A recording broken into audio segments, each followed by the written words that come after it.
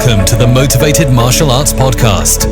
Your hosts, Jackson White and Gavin Cook, have been friends and Taekwondo training partners for over 40 years.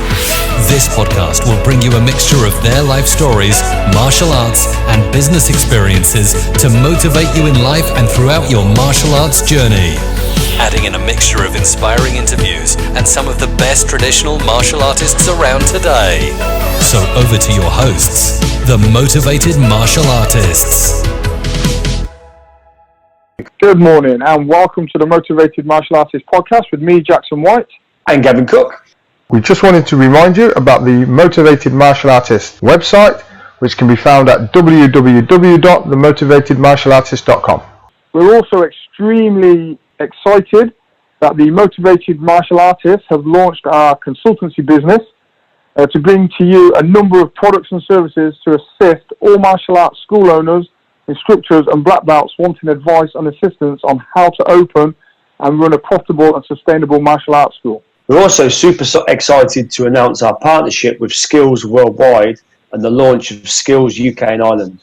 Skills is a world-leading, dynamic, age-specific, bolt-on children's syllabus that can be integrated into any style of martial arts system. If you're an instructor or a school owner and you can run a children's class, you need to check out the Skills program. Skills syllabus is currently used in over 1,200 martial arts schools over the US, and we're really excited to see the growth here in the UK.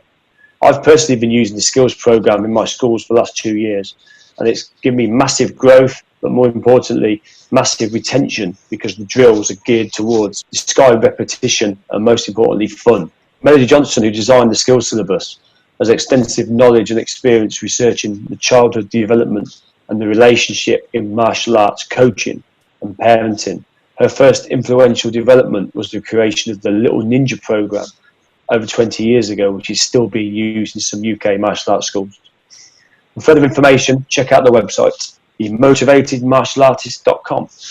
Today, our guest is Stuart Anslow. Stuart Anslow is a full-time Taekwondo instructor. He's a best-selling author with 7 Taekwondo books currently out.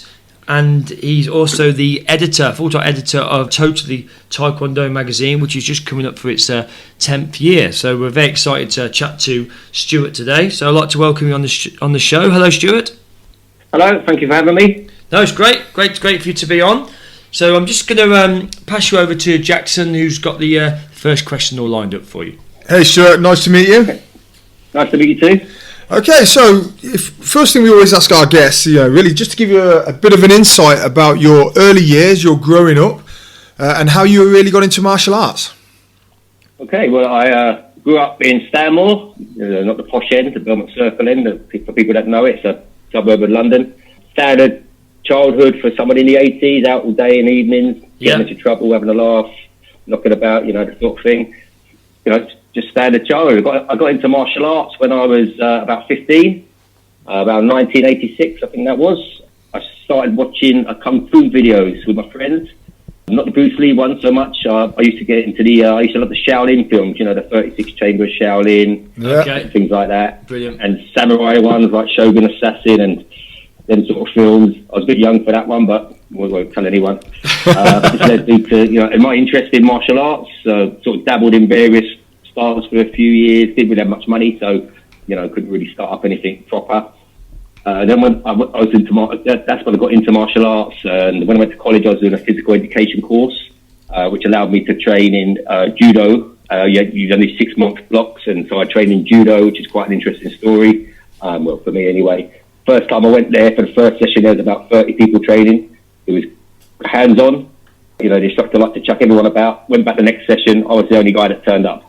And so I spent 6 months one-on-one with a quality judo instructor, basically getting thrown about.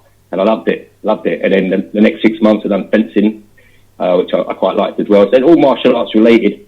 And then finally I decided I didn't want to dabble in it anymore. I wanted to do it properly, join a club, get a black belt maybe. And then so 1991, I started searching for a club. I found Wembley Taekwondo, joined there, and the rest is history, basically.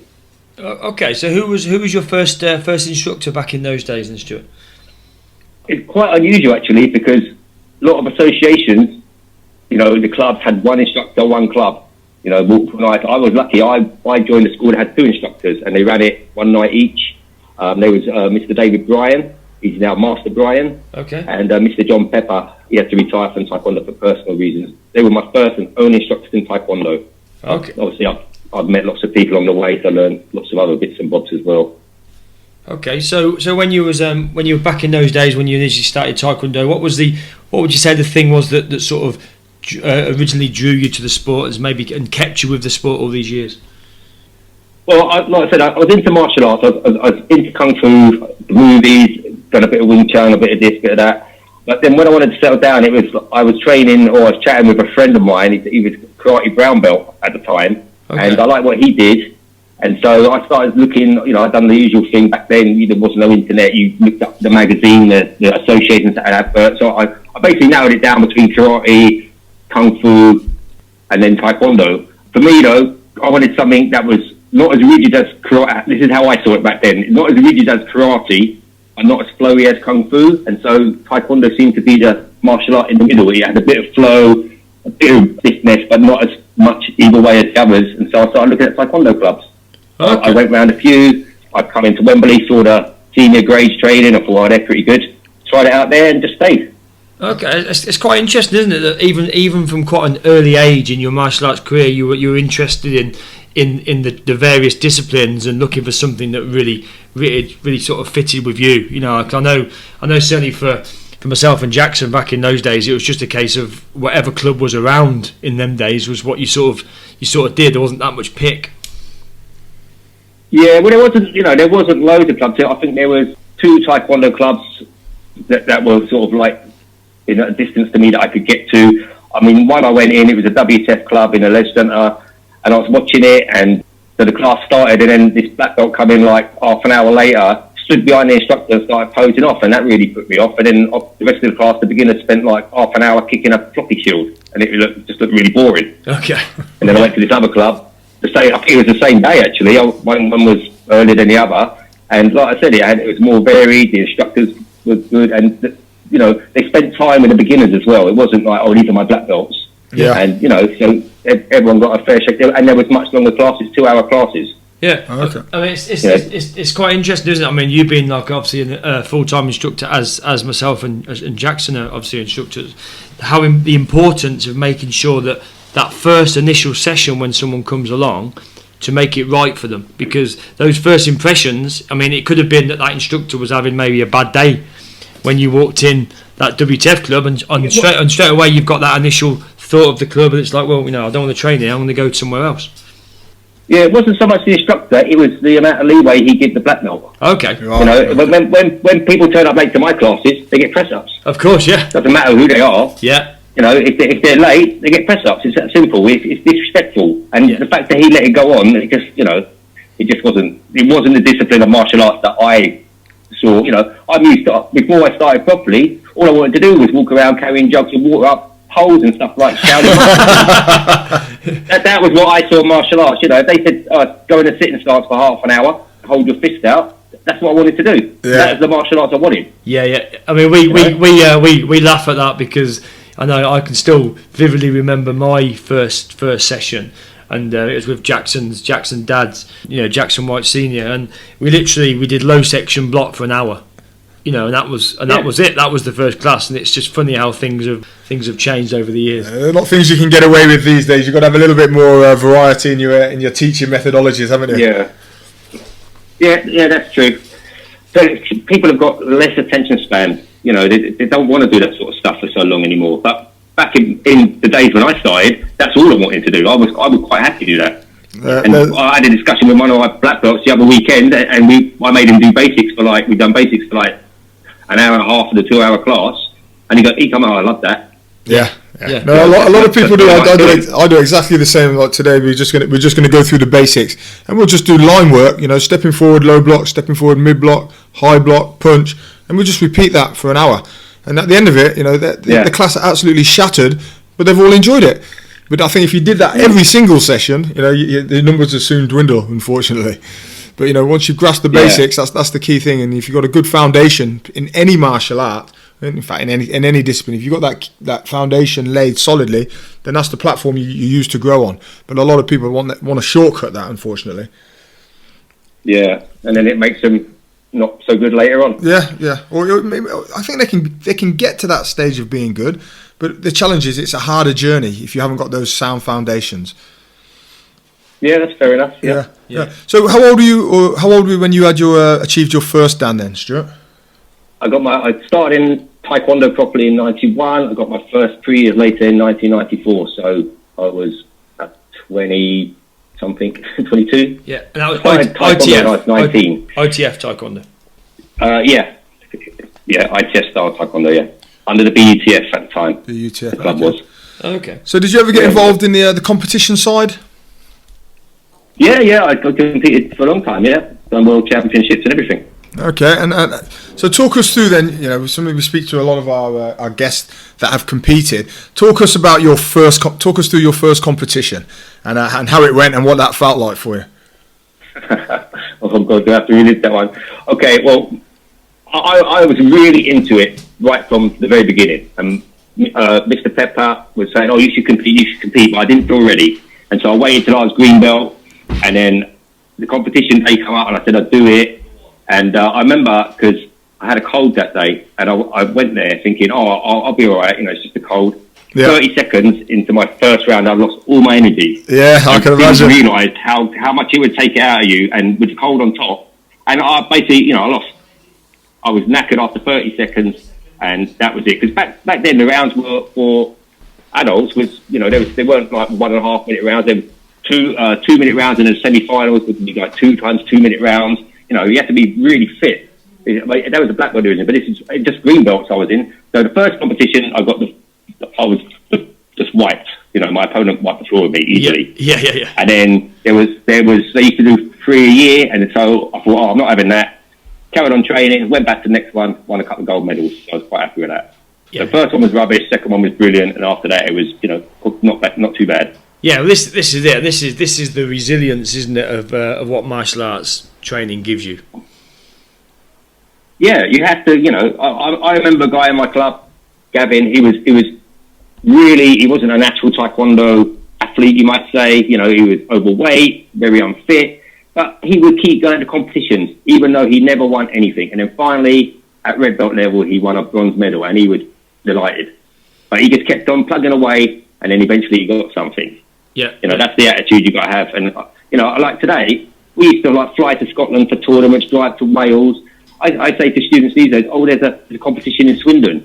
It's like, that's way too far away. I know. Yeah, it's the attitude is totally different. So yeah, no, it's unfortunate, but that's how it is these days. It is, yeah, it is, and I think I say as old school instructors, it's quite difficult for us to grasp that concept. I mean, like we used to every Saturday and Sunday morning, it was we used to get a minibus, so we used to travel to the far end of the country, and we always used to compete as a team. And then you get in the minibus, and it's a long day, and you come back, and everyone's talking about the medals they won, or the fights they had, or the bruises that they've got, and it's that camaraderie as well, isn't it? And but you don't, you're right. These days, I suppose a lot of it comes because a lot of the people that compete in martial arts are children now, so a lot of it is really dictated by their parents more so than the actual student themselves. Yeah, well, my club is funny enough. I've done a spreadsheet of my club to see what's what with age groups, and my class is half is children and the other half is mid-teens and adults. Okay. So my class, I've got quite a lot of adults in my class. And where do you find that? It's unusual for a class. Yeah. Well, to be honest, I'm similar. I've got about a 50-50 split. But what I find is most of the adults derive from the children. So they're their parents or their older brothers and sisters, or like I say, the parents. And that's where I really grow my class as a family class, rather than I tend not to get individual adults coming into the class. It's normally with their daughter or their son. Yeah, so they can do a family activity. I've got a few parents training, but most of the adults. Because I think part of my draw of my club is that we've got quite an extensive syllabus anyway. It's not just. Some clubs just love competition. They do that, and they're competing every month. Whereas we're doing like house and soul quite a lot. We do throws. We do some groundwork. Bits of taekwondo that you don't usually see in many clubs. And I think they tell me one of the biggest draws is that all my classes for that age group are 2 hours long. Right. Okay, So it's not like, I even though I teach full time, I'm not interested in making myself a millionaire out of it or anything like that. So I don't run, I run the most class I run in one day is 2. Yeah. And that's a kids class followed by my teens and adults class. Yeah. But all the adult ones are 2 hours long, and they like that, that it's a good length of class. Yeah, Okay. it's difficult, isn't it? Because if you try to run too many classes, one you burn yourself out quite quickly, and then if you're not careful, you can fall out of love with the sport really, because you're putting, you're giving too much, aren't you? Yeah, that's one of the reasons I don't want to teach every day. I don't want to run loads of classes, because it will take the love away from it.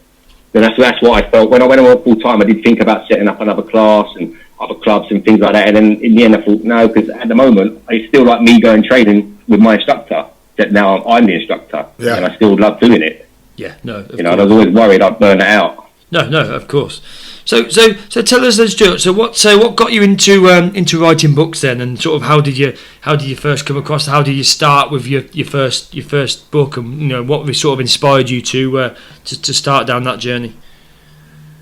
Well, the first book on its release, it was a book about applications of the patterns. Okay. Yeah, like what they can do. Where this block can be a lock and a throw and this, that, and the other. But it didn't start off like that. Funny enough, it started off. I was a bit. I felt the Taekwondo world its focus was too narrow. Yeah.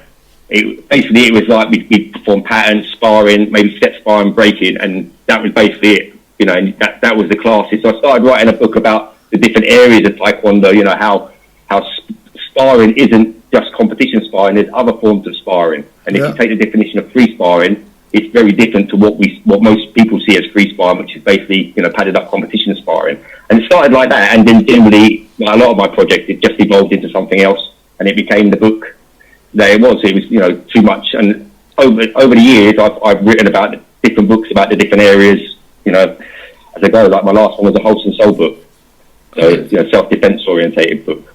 Right, and so it's totally different, but related to other stuff as well. But it's all Taekwondo.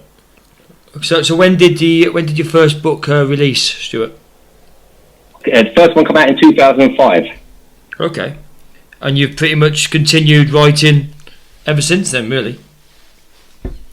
Yeah, well, I have to be inspired by what I want to write about. I mean, the first book, I didn't know what I was doing. I basically wrote it up, which was a massive mistake, in a Word document. It became this massive, giant Word document with pictures all over the place, and now I've got publishing programs that I use. It was actually, I realised, the first book only went up to applications up to Toigi. Okay. So, there was still loads of patterns. I haven't written volume 3. I've done volume 1, volume 2, which goes up to the second degree patterns.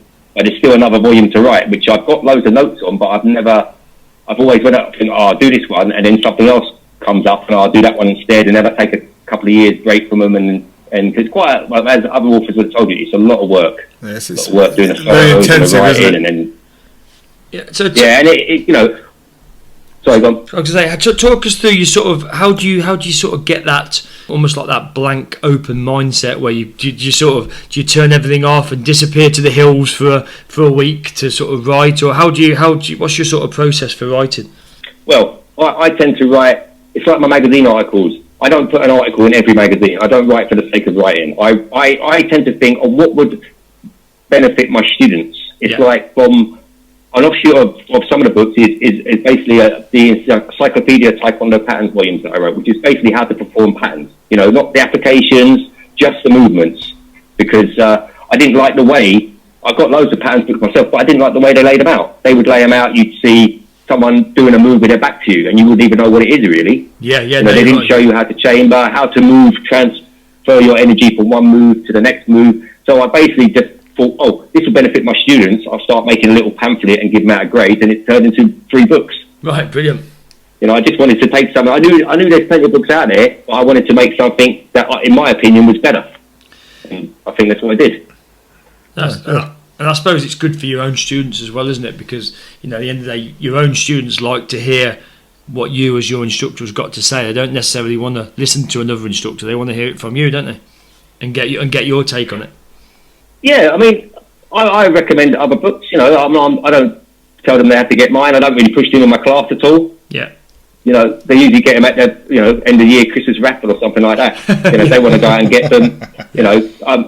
I remember we done the Guinness Book of Records world's biggest training session in Coventry a couple of years ago, and they read out some stuff about me on stage in the books, and some of my students didn't even know I'd written any books, and they was like, "What?" Yeah. So I don't really push them. They sell quite well on their own. I don't really have to push them, to be honest. Yeah. Well, we have the same battle with our podcast, Stuart. If that's any consolation, well, like I say, we're still quite currently doing it, and obviously putting new episodes out every week. And I say to my students who's listening, I didn't know you had a podcast. I'm like, okay. Yeah. So I suppose it's the same sort of battle, really. Yeah, I mean, I think the books will help them. A lot of the books are geared to people that have been trained a long time. I mean, a yellow belt who's just learning Dangun doesn't really need to know the complete histories behind all the black belt patterns, which is one of my books. Yeah. But so when they get to black belt, they tend to get them sometimes and things like that more. So, but it's up to them. It's like anything else. As long as they come training, I don't mind. Yeah, sure. So when you're writing your books, do you who else in the Taekwondo martial arts environment do you engage with, or is it just purely your opinion, or you take in not so much guidance, but do you have counsel with other martial artists within Taekwondo?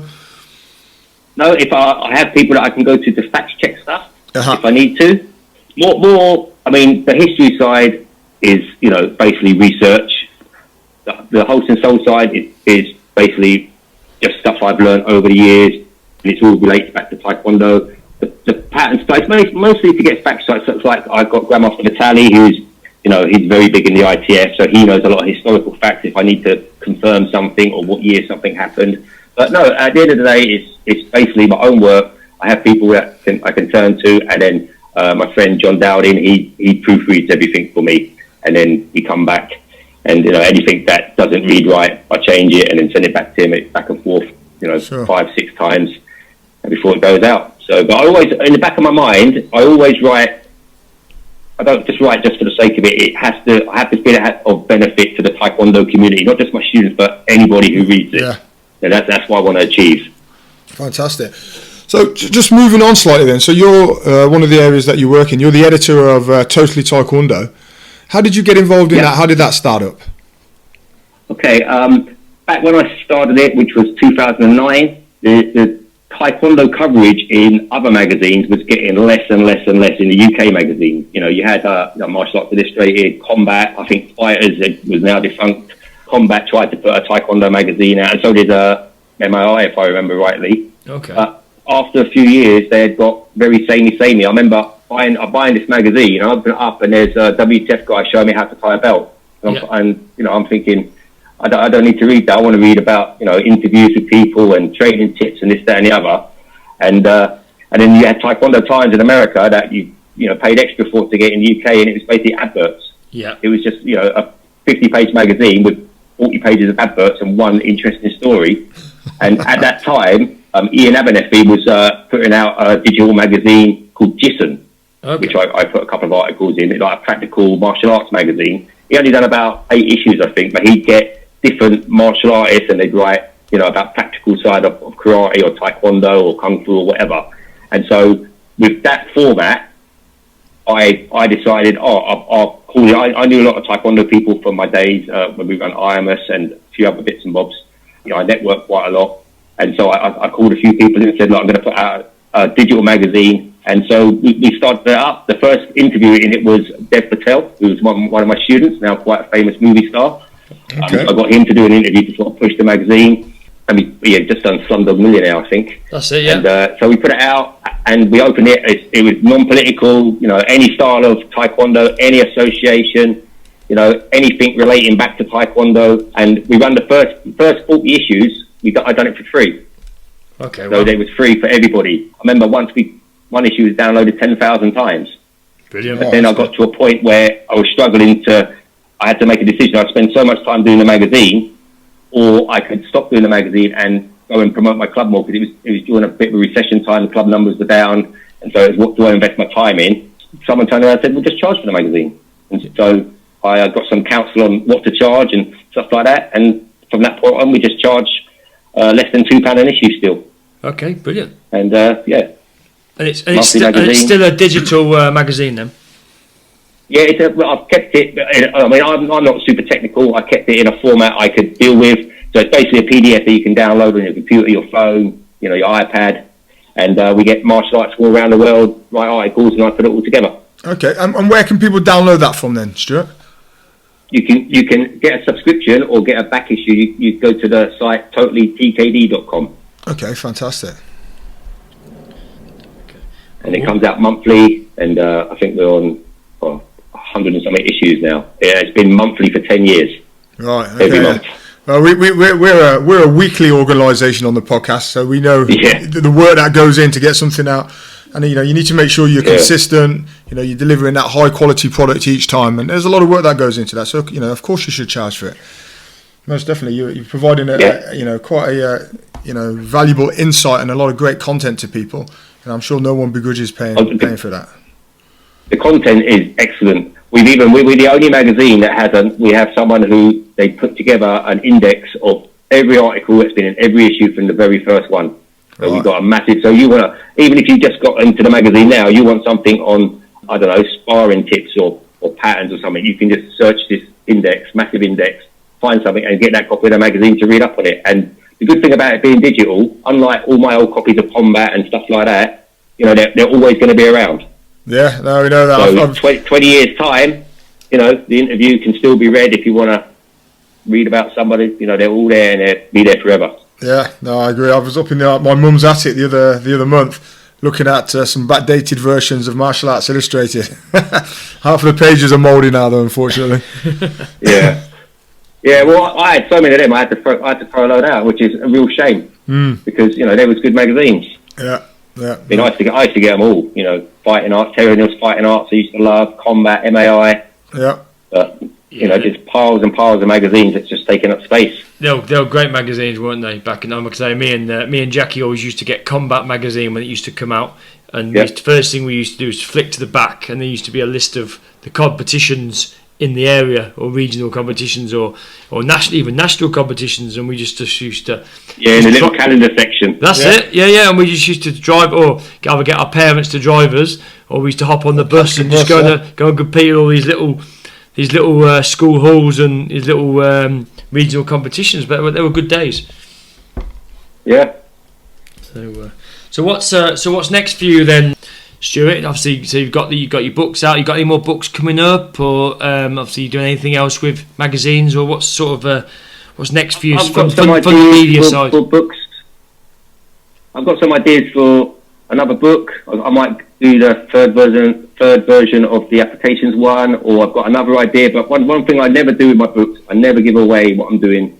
Okay. Before I would keep it top secret till the day it comes out from anyone not involved in it. Yeah. Because then I like to hear it. It's basically, a new book out, and it has more of an impact that way. Sure. And also, I've done some before, and then someone else's. I was doing a book, and I was putting it together. People were discussing it on a forum, and then suddenly another person put out a book that was quite similar to mine, and basically took my ideas and put their version out. Right. Which was a bit annoying, but it's I keep it all sort of top secret now. Yeah, it's frustrating when you get these copycats, though. It's not fair, is it?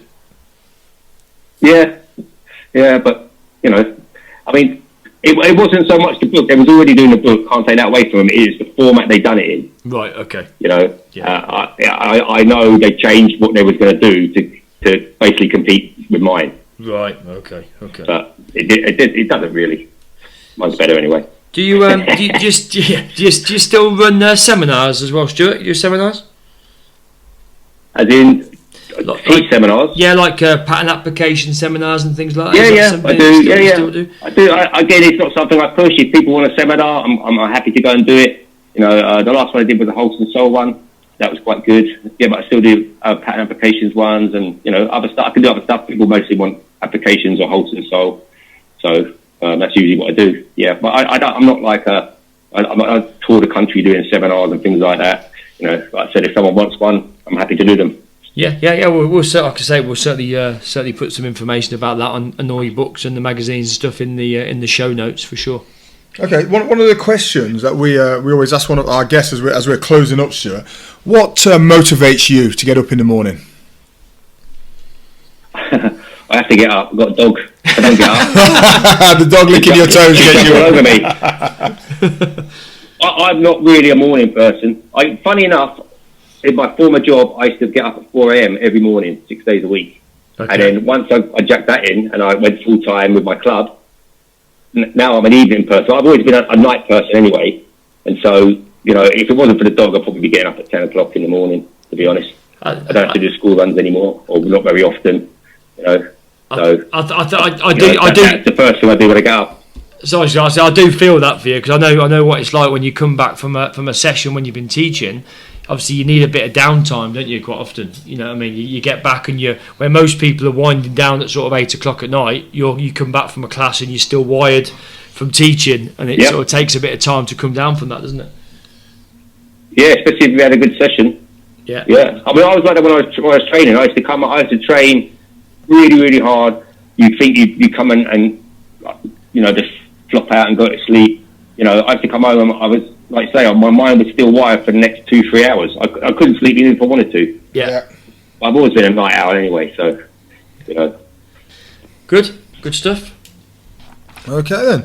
I think we'll wrap it up there then, Stuart. That's been really insightful. Thanks for taking the time to speak to us.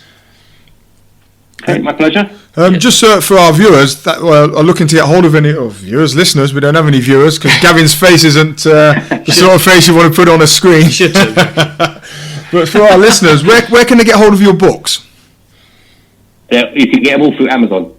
So they're available worldwide, amazon.co.uk, amazon.com, Amazon Canada, all of them. Okay, fantastic. Or any good bookshop. Any good bookshop, good. That's easy to say. Yeah, fantastic. Thank you very much, Stuart. It's been great to chat to you today. It's my pleasure. Thanks for having me. I hope you all enjoyed this week's episode of the Motivated Martial Artist podcast. Don't forget to check out our Facebook page and our Facebook group, the Motivated Martial Artist podcast. And don't forget also the Motivated Martial Artist Instagram page. So head along for some extra content, interviews and much more. So until next week, it's bye from Jackson and Gavin, the Motivated Martial Artists.